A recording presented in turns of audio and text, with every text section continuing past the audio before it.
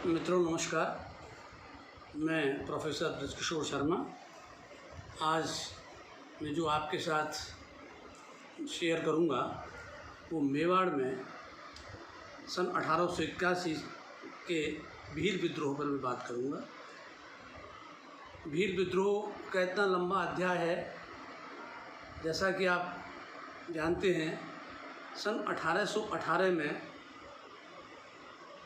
राजस्थान में अंग्रेजी सत्ता स्थापित होती है और अंग्रेजी सत्ता की स्थापना के साथ ही आदिवासी क्षेत्रों में ख़ास तौर पर असंतोष की लहर दौड़ती है और आदिवासी जो प्रतिरोध कर रहे हैं वो एक विद्रोह के रूप में उभर करके सामने आ रहा है। और हमें देखें कि 1818 से लेकर और 1881 तक, जिसमें मैं आज बात करूंगा 1881 पे, ये 63 साल का 63 ईयर्स का अंतराल है।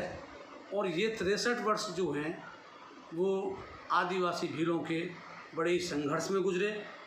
और उस संघर्ष का जो कारण था वो था स्थानीय सामंतवाद और ब्रिटिश उपनिवेशवाद के मध्य जो एक अपवित्र गठबंधन हुआ था संधियों के माध्यम से। उस अपवित्र गठबंधन का विक्टिम आदिवासी समूह था और आदिवासियों के प्रति जहां स्थानीय निवासी या स्थानीय शासकों की भावना डिफरेंट थी, क्योंकि वो एक ऐसे को एग्जिस्ट कर रहे थे, एक अंडरस्टैंडिंग थी कि एक दूसरे के क्षेत्र में किस तरह की दखलंदाजी नहीं करेंगे। किंतु अंग्रेजी राज की स्थापना के परिणाम स्वरूप आदिवासियों के जीवन के साथ प्रशासन और सरकार का दखल बढ़ गया, उनका हस्तक्षेप बढ़ गया, उनका इंटरफेरेंस बहुत ज़्यादा हो गया। और इसी का परिणाम था कि निरंतर भील अशांत रहे और वे सत्ता से टकराते रहे। वे अनभिज्ञ थे बाहर की दुनिया से, उनको ये पता नहीं था जिस ताकत से वे टकरा रहे हैं उनके साम्राज्य में सूरज नहीं डूबता है। किंतु फिर भी आदिवासी भीलों ने बहादुराना संघर्ष का एक लंबा इतिहास रचा है, जिसे प्रकाश में लाना मेरा भी एक उद्देश्य है। और किसी भी इतिहासकार का ये एक काम होना चाहिए कि जो उन निरपराध लोगों को, जो उन इनोसेंट लोगों का इतिहास प्रकाशित नहीं किया गया, उसे हम उसके नए नए तथ्यों को निकाल करके लाएं। अब प्रश्न ये उठता है कि भाई ये पूरा जो प्रकरण है, जिसको मैं बार बार आदिवासी विद्रोह कह रहा हूँ, भील विद्रोह कह रहा हूँ, और मेवाड़ के बारे में आप जानते हैं, मेवाड़ ये वो भूमि है जो वीरों की भूमि रही, महाराणा प्रताप की भूमि है। यहाँ के योद्धा राणा सांगा के बारे में भी आप जानते ही हैं, उसके पहले कुंभाकुरे के बारे में भी आप जानते हैं। एक बहादुरी का इतिहास रहा, किंतु एक बदलते परिस्थितियों में वे राज्य अपना मूल स्वरूप जो है या मूल चरित्र जो है वो खो चुके थे, क्योंकि उन्हें अब कोई ना बहादुरी थी और ना उसे प्रशासनिक था। सारा की सारा जो मामला है वो अंग्रेज़ों के हाथ में जा चुका था।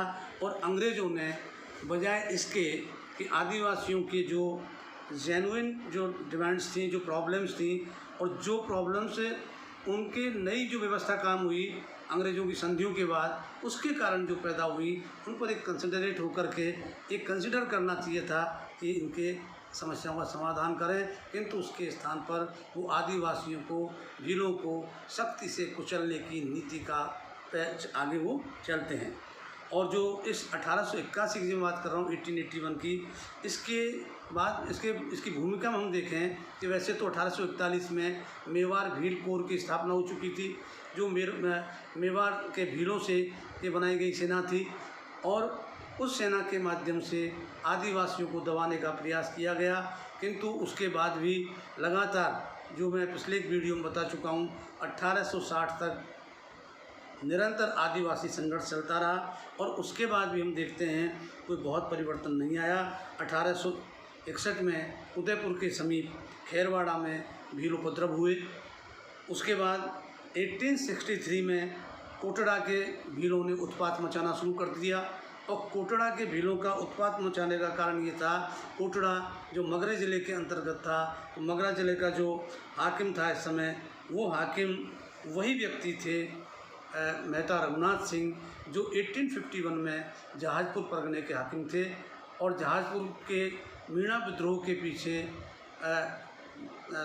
मेहता रघुनाथ सिंह की असफलता मानी गई थी और उसका जो करप्ट होना, उसका जो पैसे के लिए लालची होना, ये माना गया था। उन्हें वहाँ से हटाया गया और वो इस समय जब ये कोटड़ा में 1863 में विद्रोह कर रहे हैं भील, तो उस समय ये वही रघुनाथ सिंह मेहता मगरा ज़िले का हाकिम है, जिसको हम एक तरह से कलेक्टर के रूप में देख सकते हैं। तो उस हाकिम के का शिकायत जो मेवाड़ भील कोर थी, उसका जो कमांडिंग ऑफिसर जो ब्रिटिश ऑफिसर था, उसने लिखित में इसकी शिकायत महाराणा मेवाड़ को दी कि ये जो आपके प्रशासन का नियुक्त किया हुआ हाकिम है, ये भ्रष्ट है और इसकी वजह से भीलों में उत्पात मचा है।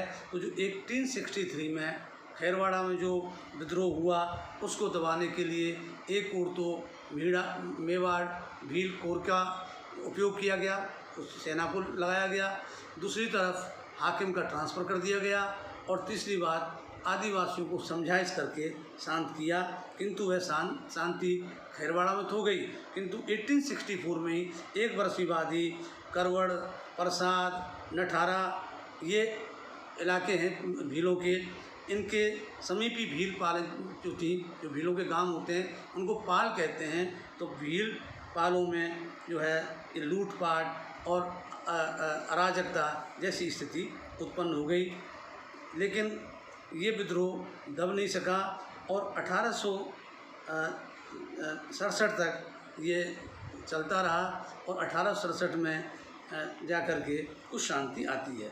किंतु जो ही एक जगह आदिवासियों का विद्रोह थमता था और दूसरे क्षेत्रों में वो फैल जाता था। तो उसके बाद तुरंत देखते हैं 1867 में ही खैरवाड़ा और डूंगरपुर के बीच देवल की पाल में भीलों ने उत्पात शुरू किया, जिससे मेवाड़ भील कोर की ताकत से कुचल दिया गया। इतना ही नहीं, 1872 से 75 के बीच में लगभग 4 वर्ष तक बांसवाड़ा में भीलों के विद्रोह होते रहे और उन विद्रोहों का असर कहीं मेवाड़ पर नहीं आ जाए, इसलिए बांसवाड़ा जो स्टेट है उसकी तो इतनी क्षमता थी नहीं। तो जो पॉलिटिकल एजेंट था उदयपुर का, उसने मेवाड़ भील कोर और मालवा भील कोर से सेनाएं बुला करके और स्वयं सेना का संचालन करके बांसवाड़ा के विद्रोह को 1875 तक ख़त्म कर दिया। तो ये एक भूमिका है इस 1881 के विद्रोह की, कि हम ये देखते हैं कि 1861 से लेके और 1875 तक भी ये संघर्ष लगातार बांसवाड़ा में चलता रहा भीलों का। और बांसवाड़ा में अंत में दिसंबर 1875 में, कि वो फौज तो पूरी तरह से शांत नहीं कर पाई यहाँ के विद्रोहों को, किंतु बांसवाड़ा के ही भूरी खेड़ा और पीपल खूंट, ये 2 विलेजेज हैं आदिवासियों के, ये उनकी पाल हैं भूरी खेड़ा और पीपल खूंट। इन दोनों जगहों की, क्योंकि पालें भी अलग अलग होती थी, तो पालों में भी कई बार आपसी संघर्ष होता था और कुछ मुद्दों पर, क्योंकि एक तरफ तो ब्रिटिश एडमिनिस्ट्रेशन भीलों के परंपरागत अधिकारों को छीन रहा है और दूसरी तरफ दमन कर रहा है, और तीसरी तरफ क्या हो रहा है, जो असंतोष फैल रहा है सोसाइटी में, तो जो कॉन्ट्रडिक्शन तो है रूलिंग क्लास के साथ, लेकिन जो उनकी परेशानियां हैं उसका कारण वो अपने आप में ढूंढ रहे हैं और उन परेशानियों को लेकर के आपस में संघर्ष की स्थिति होती है। तो ये जो भूरी खेड़ा और पीपल खूंट के जो आदिवासी हैं, इनके बीच में झगड़ा शुरू हो जाने के परिणाम स्वरूप जो भीलों का विद्रोह था वो बांसवाड़ा में तो स्वतः ही समाप्त हो गया, किंतु उदयपुर में अभी भी वो स्थिति नहीं आ रही थी। यहाँ लगातार कुछ न कुछ असंतोष चल रहा था। तो यहाँ सबसे जिसको हम कहते हैं फॉर्मिडेबल भील रिवोल्ट, एक बहुत भयानक, डरावना और विशाल, जिसके सामने सेनाएं भी पस्त हो गई थी, वह विद्रोह 1881 में होता है। तो जो 1818 से लेकर के 1881 तक 81 तक जो 63 ईयर्स के ड्यूरेशन में जो भीलों के में असंतोष पनप रहा था, उस असंतोष जो है वो 1881 में विद्रोह के रूप में फूट पड़ता है। तो मैं 1881 के विद्रोह के कुछ कारणों के ऊपर अभी बात करना चाहूँगा। तो जो पहला कारण तो हम ये मानते हैं कि 1857 के बाद 1858 में जो महारानी विक्टोरिया की घोषणा हुई, जिसके द्वारा देसी रियासतों को और अधिक मजबूत किया गया, उनके साथ फ्रेंडशिप को भी दोहराया गया और ये कहा कि वे सारी शर्तें जो कंपनी के साथ इन राज्यों ने की हैं, हम उसको ऑन करते हैं और उसी हिसाब से हम आपके साथ व्यवहार करेंगे, आपको पूरा अधिकार देंगे। तो इससे ये हुआ, अभी तक जो राज्य थे, रियासतें थीं, उन रियासतों को ये भय था कि पता नहीं अंग्रेज़ हमारे साथ रहेंगे कि नहीं रहेंगे। यदि अंग्रेज़ हमारे साथ नहीं रहते हैं तो हमें यहाँ की जनता के साथ तो जो परंपरागत तौर पर जैसे हमारे रिलेशनशिप थे वही हमें कायम करने होंगे।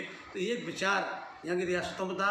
किंतु जब 1857 की क्रांति फेल हो गई, 1858 में महारानी ने घोषणा कर दी कि आपको अभयदान देते हैं और आपके यहाँ अगर हमारे शर्तों के अनुसार ठीक से आप चलते हैं तो आपके राज्य को कोई खतरा नहीं है। तो एक तो राज्य जो हैं वो जनता के प्रति उत्तरदायी ना रहकर वो अंग्रेज़ों के प्रति उत्तरदायी हो गए।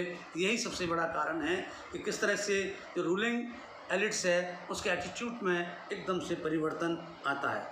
दूसरा क्या हुआ है कि नई व्यवस्था के अंतर्गत भीलों पर अनेक नए कर 1858 के बाद हम देखते हैं नए कर जो है वो और लागू कर दिए गए। भील क्षेत्रों में सीमा शुल्क की चौकियां स्थापित कर दी गई, जिसे डान कहते थे। कई जगह उसको चुंगी भी कहते हैं, कई जगह उसको अलग अलग नामों से पुकारते हैं। मापा है, छापा है, दागली बिसूंद है, ये अनेक नाम है, राहदारी है। तो ये जो है कुछ चीज़ों पर कि जिनका अगर निकासी होती है तो उस पर सीमा शुल्क लगेगा। तो भील क्षेत्रों में भी सीमा शुल्क की चौकियाँ, जिसको हम क्या कहेंगे, वो स्थापित हो गई।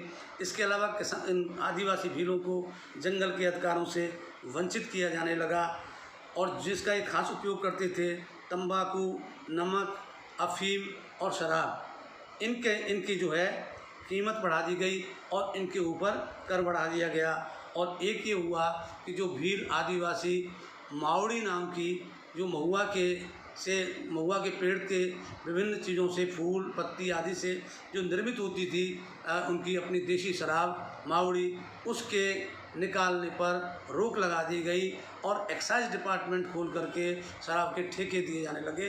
तो जो शराब के काम पहले जो दरबारों को और जो जागीरदारों को शराब सप्लाई करते थे, उन लोगों ने बाद में सभी क्षेत्रों में शराब के ठेके चलाना शुरू किया। तो जो परिवर्तन आया 1858 के बाद, उसका एक सबसे बड़ा परिणाम ये रहा।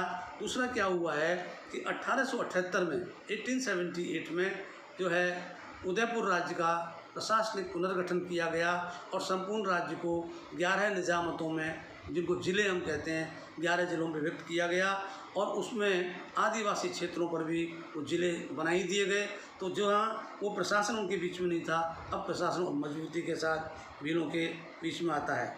दूसरा जो नेक्स्ट कारण है वो है 1878 में वैसे तो भूमि बंदोबस्त का कार्यक्रम शुरू हुआ, क्योंकि अंग्रेज़ों की ये मान्यता थी कि अभी तक जो भूमि की माप है और भूमि का जो दर्ज है रिकॉर्ड में वो डिफेक्टिव है, वो दोषपूर्ण है। तो नई पद्धति से बंदोबस्त किए जाएं तो अधिक राजस्व वसूल किया जा सकेगा। तो अधिक राजस्व वसूल करने के उद्देश्य से भूमि का बंदोबस्त शुरू होता है।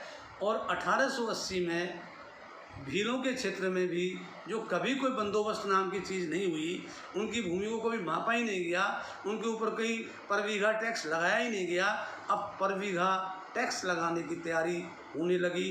तो 1880 में जब भील क्षेत्रों में भूमि बंदोबस्त शुरू हुआ तो भीलों में अशांति फैलने लगी।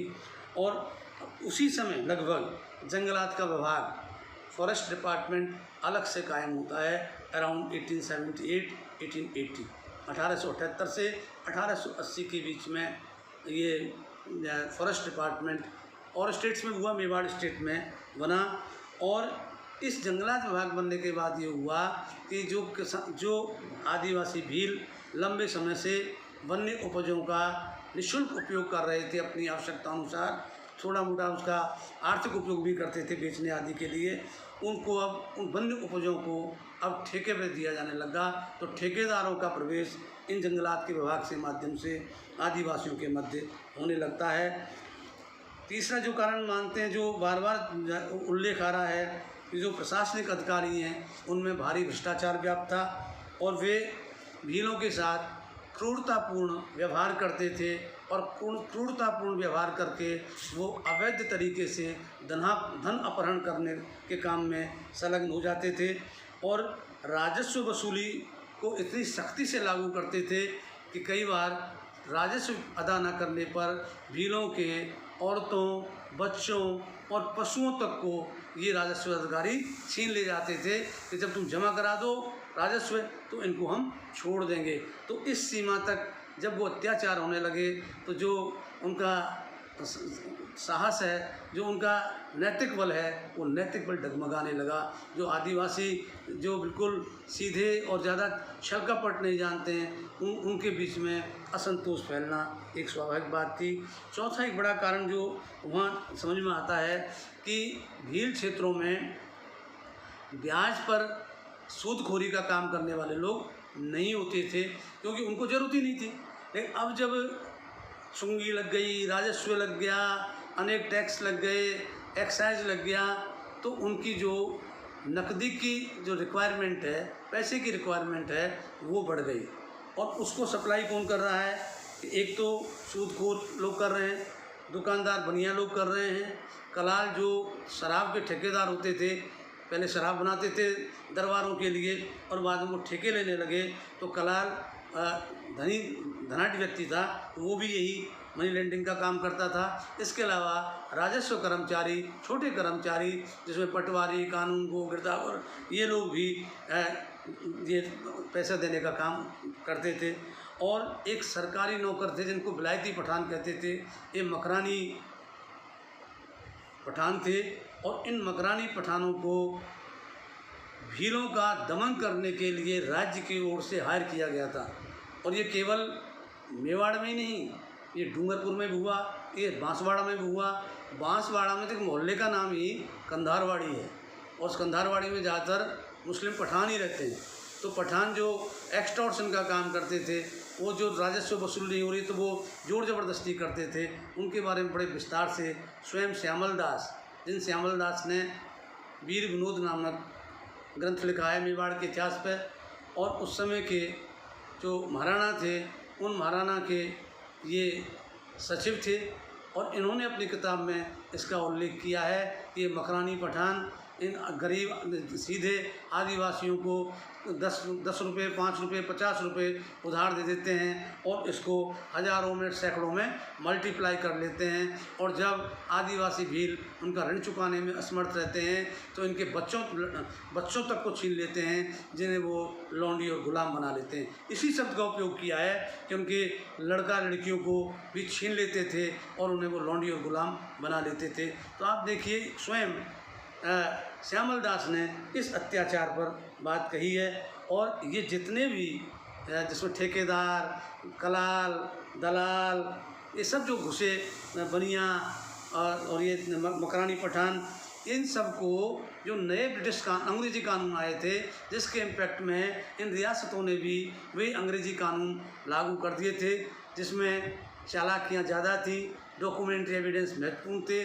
आदिवासी भील अनपढ़ वो क्या डॉक्यूमेंट समझेगा? तो वो जो नए कानून थे उनका लाभ लेकर के ये जो धन अपहरण करने वाले तत्व थे, जिनको कई आदिवासी क्षेत्रों में पूर्वी भारत में दिक्कू के नाम से जाना गया है, जो नॉन ट्राइबल लुटेरे लोग थे, उनको उन्होंने दिक्कू कहा। तो वो तत्व जो है यहाँ राजस्थान में भी हमको दिखाई देता है कि जो 1818 के बाद अंग्रेजी शासन का इम्पैक्ट है, उसके आप जो 63 साल जो मैं कह रहा हूँ 81 की, इन 63 सालों में ये जो पैरासाइट क्लास है, ये परजीवी जो लोग हैं, जो एक्चुअल कोई श्रम नहीं करते बल्कि वे पूंजी के माध्यम से लालच दे करके और दूसरे के श्रम का अपहरण करते हैं, उनकी बहुतायत हो गई। इससे आदिवासी भीलों में असंतोष बढ़ने लगा। इसके अलावा हम देखते हैं एक नेक्स्ट कारण है कि समाज सुधार।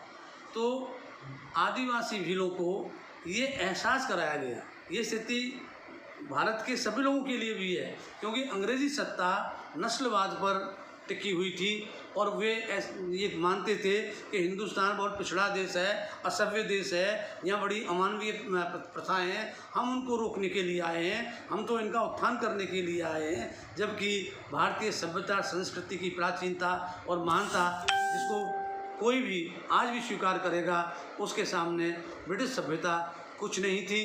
किंतु उन्होंने ऐसे कुछ वीक पॉइंट्स हिंदुस्तान के लोगों के देखे जिससे उनको ये एहसास, हीन भावना का एहसास, और यार हम तो बड़े ही मतलब घृणित लोग हैं, बहुत हीन कार्यों में हम लगे हुए हैं, बड़े हीनियस कार्य हम लोग कर रहे हैं।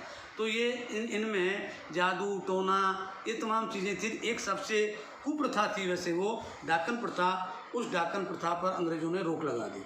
डाकन प्रथा अमानवीय इस मामलों में थी कि जो भूपे होते थे, जिनको विच फाइंडर जो वो तलाश करते थे कि कौन जो है डाकन है, तो वे मानते थे कि जब समय बुरा आता है, बीमारियां फैलती हैं, या लोग मरते हैं, या पशु मरते हैं, या जो बुरे दिन आते हैं, तो वो दुरात्माओं के कारण आते हैं। और वो दुरात्माएं मृतात्माएं नहीं हैं, बल्कि जीवित ही कुछ ऐसी आत्माएं होती हैं जो इस अपशकुन के लिए और इस सब आपदा के लिए जिम्मेदार होती हैं। उन्हें डाकन कहा गया।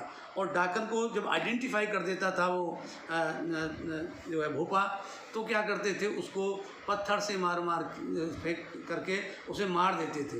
ये बहुत घटना नहीं थी, किंतु ऐसी घटनाएं होती थी, उस पर रोक लगाई गई।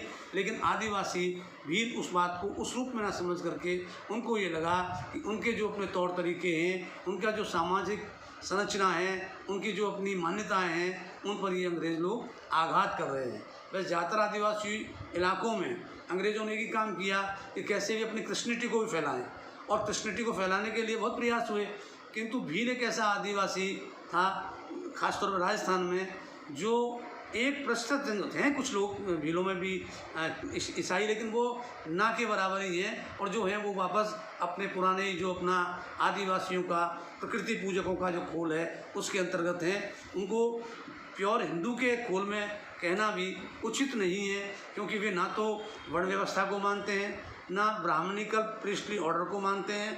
तो उससे कोई उनका ताल्लुक ही नहीं है, बल्कि वे एनिमिस्ट हैं, प्रकृति पूजक हैं। वो पहाड़ की पूजा करते हैं, वो पहाड़ की परिक्रमा लगाते हैं, वो जंगल की पूजा करते हैं, वो पेड़ों की पूजा करते हैं। ये जो आदिवासी होते हैं, हर आदिवासी का अपना एक क्लैन, एक गोत्र होता है, उसके साथ उसका एक टोटेम होता है कि उसके लिए एक पूजनीय वृक्ष होता है। हर पाल का अपना एक वृक्ष होता है जिसे वो पूजनीय मानते हैं। तो ये आदिवासियों में इस तरह की मान्यताएं हैं, तो उनको लगा कि उनके साथ ये बड़ी ज़बरदस्ती हो रही है। इसके अलावा एक और कारण हुआ जो कई अर्थों में देखा जाए तो हम उसे ये कह सकते हैं कि वो इस विद्रोह का तात्कालिक कारण था। पहली सेंसस, पहली जनगणना 1881 में होती है। जनगणना के जब कर्मचारी आदिवासी क्षेत्रों में डाटा कलेक्शन के लिए प्रवेश किए और आदिवासियों के साथ जब वो इंटरेक्ट करने लगे, तो आदिवासी वो भयभीत हो गए, शंकित हो गए कि पता नहीं अब क्या नया जुल्म ढाने वाले हैं।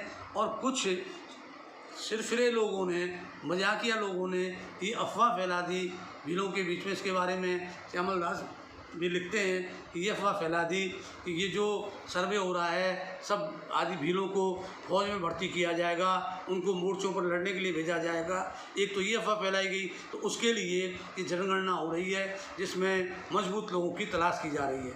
दूसरा ये था कि ये स्त्री पुरुष बच्चे सबकी गिनती कर रहे हैं, तो ये क्या करेंगे कि ये जो मैच मेकिंग है, मतलब जो शादियां हो चुकी हैं, वो वापस बूढ़े को बूढ़े के साथ शादी, मोटे की मोटे के साथ अदला बदली, पतले के साथ पतले की तो बोले कि इस तरह से ये तो महिलाओं का ही परिवर्तन कर देंगे एक दूसरे के बीच में। ऐसी अफवाहें फैली और इससे वो आदिवासी भील जो हैं वो बहुत ज़्यादा आंदोलित हुए। और उन्होंने इसका मुकाबला करने के लिए उन्होंने क्या किया कि वहाँ एक जो है जावद माता का मंदिर है, इसके बारे में वहाँ के लोग जानते होंगे मेवाड़ के।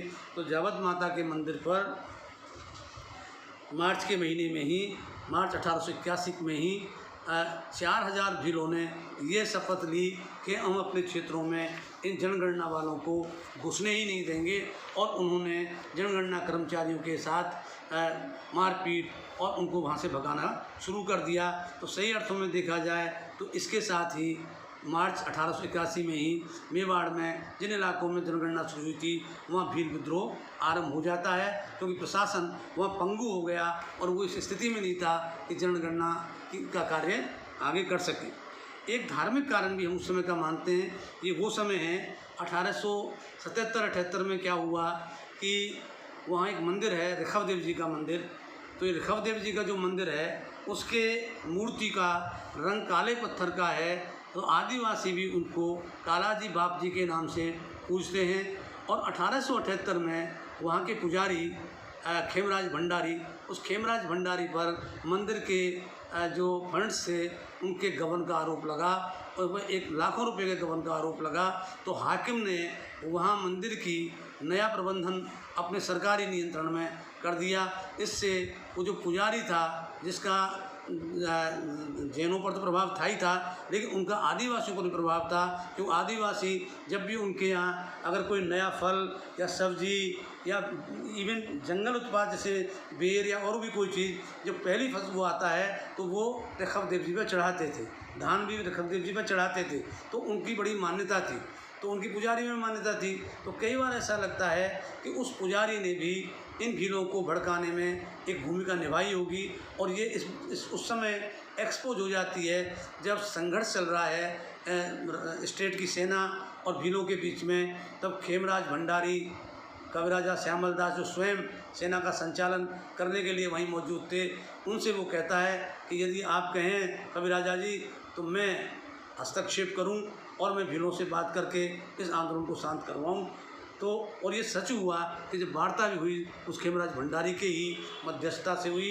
इससे साफ हो जाता है कि जो खेमराज भंडारी के साथ प्रशासन ने या प्रशासनिक अधिकारियों ने जो गलत या सही जो भी किया, उसकी कोई मुझे जानकारी नहीं है, रिपोर्ट क्या आई, लेकिन ये माना गया कि पैसे खा रहे हैं, और प्रशासनिक अधिकारी स्वयं ही करप्ट थे। तो हो सकता है वही मंदिर से पैसा खाना चाहते हो, तो वो कुछ भी हो सकता है। लेकिन ये जो वाकया है जो पुजारी के साथ हुआ, ये भी एक कारण हो सकता है। तो कुल मिला करके एक ऐसी स्थिति पैदा हो गई कि जो भील हैं उनका अपने राणा महाराणा जी के साथ साथ अंग्रेज़ों में विश्वास खत्म होता चला गया। और वो तो ये कहते हैं श्यामल दास कि भील जो हैं वो महाराणा के खिलाफ नहीं थे, बल्कि वे तो अंग्रेज़ों के खिलाफ थे। क्योंकि जो वो कहते हैं कि जब वार्ता मेरी हुई उनसे अलग से, तो उन्होंने ये कहा भीलों ने कि यदि दरबार हमको नहीं मारे तो हम इन फिरंगियों को मार मार के इस देश से बाहर निकाल सकते हैं। इस देश से मतलब उनका भारत देश से नहीं था, उनके लिए तो मेवाड़ देश ही था। तो उन्होंने ये कहा यदि हमें अवसर दो और ये राणा जी हमको नहीं मारे, महाराणा जी हम पे आक्रमण नहीं करें, दरबार हमारे प्रति थोड़ा नरम हो, तो उन अंग्रेज़ों को तो हम मेवाड़ से भगा देंगे। उनको पता नहीं है कि मेवाड़ में अंग्रेज़ घुसे ज़बरदस्ती नहीं थे, वो तो महाराणा जी के बुलावे पे ही आए थे। महाराणा जी ने संधि की तो वे आए, तो दरबार ने जब संधि कर ली तो क्या करें। लेकिन ये उन्होंने सिद्ध किया कि भीलों में अंग्रेज़ों के प्रति, जिनको भूरिया कहते थे अंग्रेज़ों को, ये उन भूरियाओं के प्रति बहुत ही डेरोगेटरी लैंग्वेज का यूज़ करते थे। और उस ज़माने के जो लोकगीत हैं भीलों के, भूरियाओं को इंगित करके जो कहा गया है, बड़े रोचक हैं, वो एक अलग विषय है। और इन कारणों के साथ साथ जो तात्कालिक कारण था, वैसे तो सेंसस तो अपने आप में कारण बना ही, लेकिन सेंसस तो कुछ सीमित क्षेत्रों में शुरू ही हुई थी, वहीं उसका प्रतिरोध हो गया। लेकिन जो व्यापक वो विद्रोह शुरू होता है वो मार्च 1881 में ही उदयपुर खैरवाड़ा मार्ग पर एक पड़ोना नाम का गांव है, वो पाल है।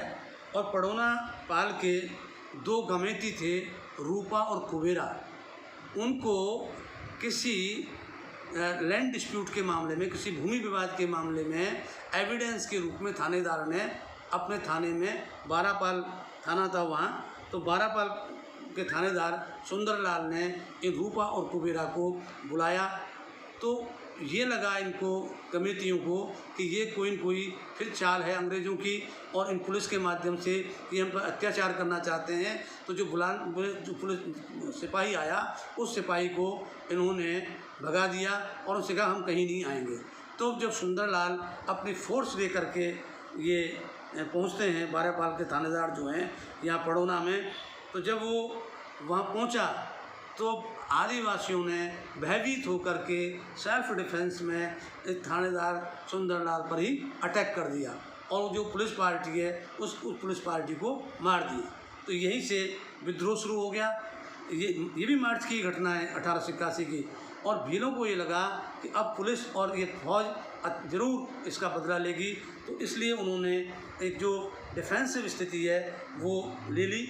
26 फिर तुरंत प्रभाव से 26 मार्च को हम देखते हैं कि बारापाल, टीडी, पड़ोना यहाँ की भीलों ने भी विद्रोहियों में सम्मिलित हो गए और जो बारापाल है वहाँ के पुलिस की चौकी और थाने में आग लगा दी गई और वहाँ थानेदार और सिपाही जो भी थे उन सबको मार दिया गया।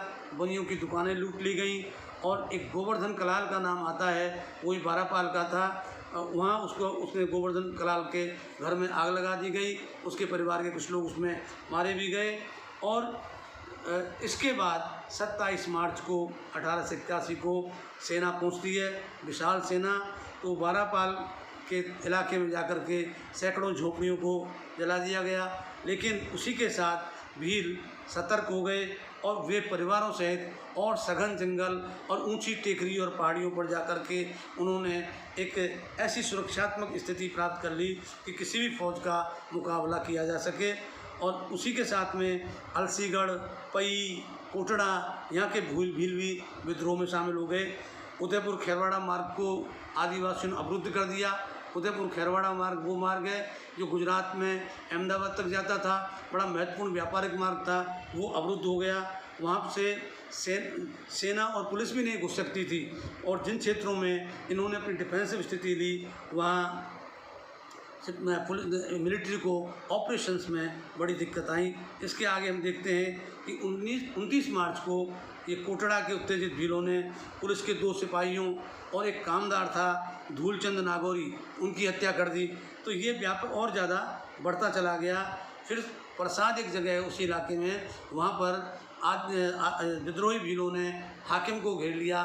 तो सेना ने अपना जो पूरा कंसंट्रेशन है प्रसाद की ओर किया और वहाँ से हाकिम को वो बचाने में कामयाब रहे। तो आप ये देखें 30 मार्च 1881 को तो सेना और भीलों में एक रियल वार, वास्तविक युद्ध आरंभ हो गया। लेकिन सघन जंगल, पहाड़ियाँ और सकरी घाटियों की परेशानी में सेना असफल रही। सेना भीलों को राउंड अप नहीं कर पाई, उनको ज़्यादा मानवीय क्षति भी नहीं पहुंचा पाई। तो निराश होकर के सेना और सेना के अधिकारी उन्होंने ऋषभदेव में अपना डेरा डाल दिया और ऋषभदेव में भी 8000 भीलों ने इस सेना को घेर लिया और वो अपने तीर कमानों से अपने वो प्रहार करते रहे और किलकारियाँ देते गए और रात दिन वो इनको इस स्थिति में ला दिया कि वो सेना घिरा हुआ महसूस कर रही थी। तो जो ऋषभदेव के मंदिर के पुजारी खेमराज भंडारी हैं, उसने हंसते हुए श्यामल दास से कहा कि कविराजा जी यदि आप कहें तो मैं उनसे बात करूं। तो कविराजा जी ने कहा कि बिल्कुल आप बात कीजिए। तो 10 अप्रैल 1881 जो ये हुआ है विद्रोह शुरू मार्च के पहले प्रारंभ में, पूरा 1 महीना मार्च की विद्रोह रहा और 10 अप्रैल को भीलों के साथ वार्ता शुरू होती है जिसमें खेमराज भंडारी मध्यस्थ के रूप में भूमिका निभाते हैं और श्यामल दास राज्य की ओर से, क्योंकि शुरू में तो राज्य और अंग्रेज़ों के बीच में भी कशमकश चलती रही कि इसका नेतृत्व कौन करे, कौन इसका लड़ाई कौन लड़ रहा है। तो अंत में ये लगा कि ये अंग्रेज़ अगर इसमें आगे कर दिए गए तो भील और भड़क जाएंगे। इसलिए ये सावधानी बरतते हुए जो है अंग्रेज़ों को पीछे करते हुए जो कविराजा जी श्यामल दास हैं, मामा अमान सिंह हैं, इन सबको आगे किया गया और खेमराज भंडारी की मध्यस्थता से जो है 10 अप्रैल को वार्ता आरंभ हुई और जो अंतिम वार्ता हुई है, अंतिम समझौता हुआ है 25 अप्रैल 1881 को समझौता हुआ। क्योंकि जो 10 अप्रैल को वार्ता शुरू हुई तो आदिवासियों ने 24 मांगे, 24 डिमांड्स, उनका मैंने विस्तार से विवरण अपनी किताब जो मैं अभी जो पहले भी बता चुका हूँ, जो मेरी किताब है राजस्थान में किसान और आदिवासी आंदोलन, और एक है भील रिवोल्ट्स, टॉपिक ये भील रिवोल्ट, उसमें उनको और भी विस्तार से दिया है। उन 24 डिमांड्स जो हैं वो पढ़ने लायक हैं कि किस तरह से जो एक अनपढ़ आदिवासी भील है उसकी जो विजडम है वो आप देखेंगे, जो वो भोग रहे हैं उनको उन्होंने क्रिस्टलाइज करके डिमांड के रूप में पेश कर दिया। उन डिमांड को उस रूप में तो नहीं माना गया, लेकिन काफ़ी बातचीत करने के बाद, क्योंकि उनको जो महाराणा की ओर से जो वार्ता कर रहे थे प्रशासनिक अधिकारी, उनको इस उस पर ला दिया कि भाई देखो आपने फौज का पुलिस का बहुत नुकसान किया है, हत्याएं की हैं, तो ऐसा नहीं है, दोष आप लोगों का भी बहुत बड़ा दोष है। तो जो समझौता होता है उसमें ये हुआ तय कि जो कर लगाए गए हैं आदिवासियों पर, भीलों पर, उसको बराड़ कहते थे, तो वो जो बराड़ है उसको आधा कर दिया जाए। अगर 1 रुपया लिया जा रहा है तो उसको 8 आना कर दिया जाए, आधा रुपया कर दिया जाए। तो एक तो ये समझौता जो हुआ वो 24 डिमांड पर एक डिमांड वाइज तो नहीं हुआ, लेकिन उन डिमांड से जो ज़्यादा बर्निंग प्रॉब्लम्स थी उनके ऊपर बात हुई। तो सबसे पहली बात ये हुई कि राज्य के अधिकारी इस बात के लिए सहमत हो गए कि जो भी बराड़ कर है उसे हम आधा कर देंगे। इसके अलावा भविष्य में भीलों को जनगणना में किसी तरह का कष्ट नहीं पहुंचाया जाएगा और वे प्रश्न नहीं पूछे जाएंगे जो प्रश्न उनको लगता है कि हम उनकी जो सामाजिक संरचना है उसको हम भंग करने जा रहे हैं। तो अनेक ऐसे प्रश्न हो सकते थे व्यक्तिगत, जिनको हम नहीं पूछेंगे, तो कोई दिक्कत नहीं करेंगे। और जो विद्रोही भील हैं उनको आम माफ़ी दी जाती है, किसी के खिलाफ कोई मुकदमा नहीं चलाया जाएगा, ना तो राजद्रोह के अपराध में, ना हत्याओं के अपराध में, ना लूटपाट के अपराध में। और जो लूटपाट हो गई, जो लोग मर गए, उसका कोई मतलब आदिवासियों को उसका दंडित उसके लिए नहीं किया जाएगा। तो विद्रोहियों को आम माफ़ी, भीलों को आम माफ़ी दे दी गई। और साथ ही भीलों ने इस बात का वचन दिया कि हम भविष्य में राज्य के नियमों का पालन करेंगे और कभी भी कानून विरोधी गतिविधियों में संलग्न नहीं होंगे। तो इस तरह से 25 अप्रैल 1881 को, ये जो 1881 के मार्च में के आरंभ में जो आदिवासी भीलों का विद्रोह शुरू हुआ मेवाड़ में, वो उसका अंत होता है।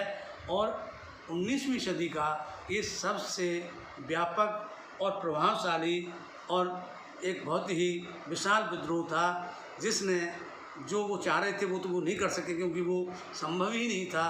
क्योंकि जब तक एक नई व्यवस्था जो कायम हुई, उस नई व्यवस्था के साथ भील लड़ नहीं सकते थे, क्योंकि अंग्रेज़ों को समाप्त करना इतना आसान नहीं था। लेकिन ये विद्रोह का फ़ायदा हुआ कि आगे की जो आदिवासी नीतियाँ हैं, उन आदिवासी नीतियों में जो है काफ़ी कंसिडरेशन राज्य की ओर से रहा। धन्यवाद।